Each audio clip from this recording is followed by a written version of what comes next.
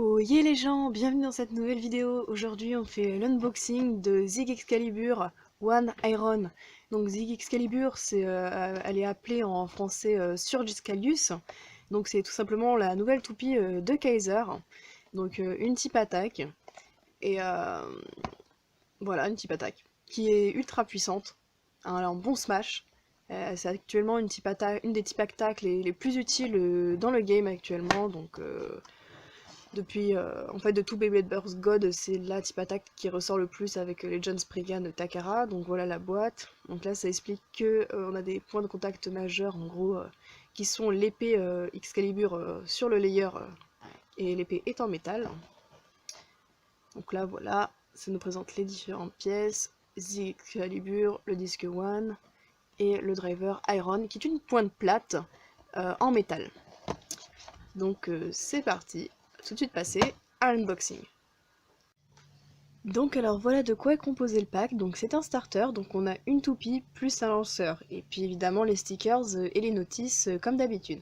Donc depuis Beyblade Burst God, Takara met dans leur starter des proto-launchers, donc c'est-à-dire qu'avant, pour la première saison de toupie, on avait des lanceurs comme ça avec des grandes crémaillères, et depuis la deuxième saison ils mettent des proto-launchers, donc avec des crémaillères toutes petites.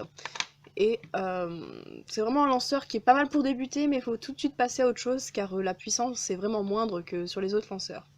Donc je vais tout de suite passer à la toupie, qui est Zig Excalibur, donc évolution de Xeno Excalibur, qui était la toupie de Shakuenji Kaiser dans la saison 1.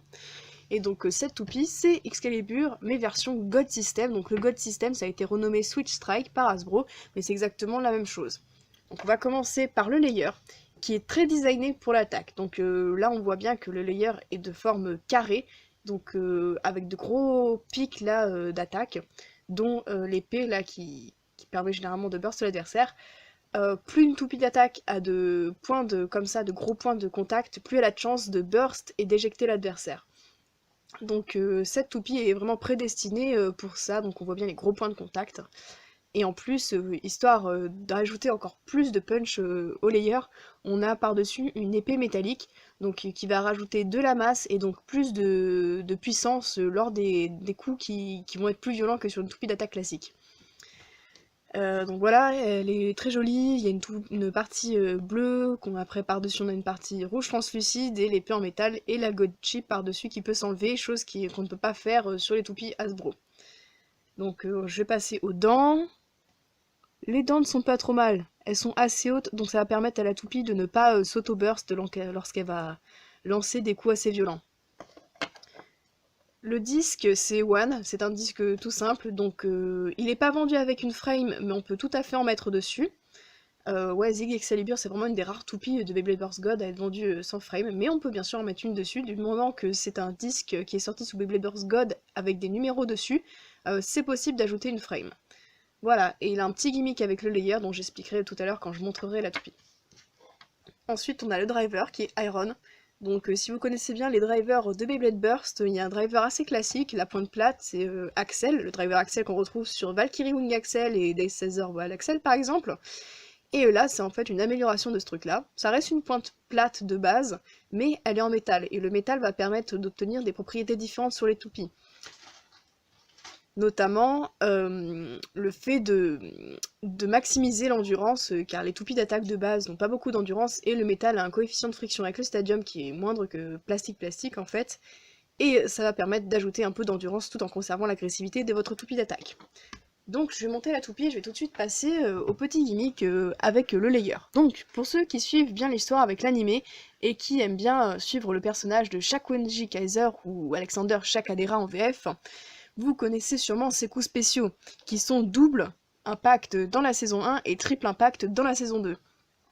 Donc qu'est-ce que le double et triple impact? En fait, ça vient de l'alignement du layer et du disque. C'est-à-dire que le layer et le disque se positionnent comme ça, et au fur et à mesure que la toupie va se dévisser au cours du combat et burster, là quand on va être rendu à peu près à la moitié, on aura un alignement parfait entre la pointe de l'épée sur le layer et la pointe de l'épée sur le disque. C'était le cas avec le layer Xeno Excalibur X2 et le disque Magnum qui avait aussi une pointe. Et là on retrouve exactement le même gimmick. Donc en réalité, déjà on ne sait pas quand la toupie est en rotation à quel moment elle est pile poil positionnée comme ça.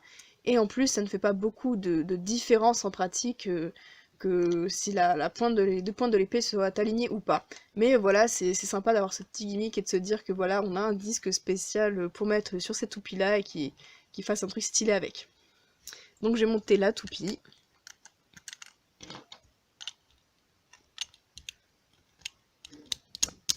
Voilà. Voilà, Zig, Excalibur ou Excalus, One, Iron. Donc la pointe, j'ai oublié de dire Iron, hein, ça veut tout simplement dire métal en anglais. Fer même. Oui, ça veut dire fer, je crois. Voilà, je vais tout de suite passer au test. Donc voilà, c'est parti, test de cette magnifique toupie d'attaque. Donc je vais la tester avec le Proto Launcher, ainsi qu'avec le Bay Launcher, que j'ai l'habitude d'utiliser, histoire de vous montrer la différence de puissance et du coup l'impact sur le mouvement de la toupie.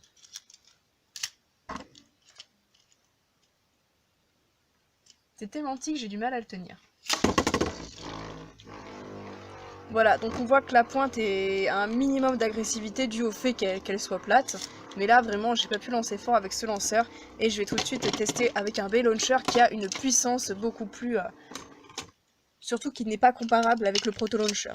Allez, 3, 2, 1, go shoot! Voilà, c'est pas du tout le même type de puissance.